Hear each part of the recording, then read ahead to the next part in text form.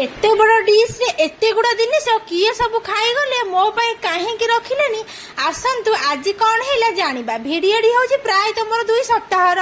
आपण मैंने देखी मोर मटन भिड गोटे छाड़ी जहाँकि आम बिल्डिंग रे फिस्ट थिला कही मटन सहित चिकेन भी थिला एई भिडियो सेबेकार समय नथिला बोली व्यस्त विव्रत दुनिया भितर टिके समय काढ़ी आज ये भिडियो पकेली हुए तो मो भाग्यर ना स्वामी हाथ तैयारी चिकेन पकोड़ा खाया से बोधे मो बड़ानी स्वामी मोर भल भाव चिकेन मैरिनेशन कर रखीदे ये डेरी न कर स्वामी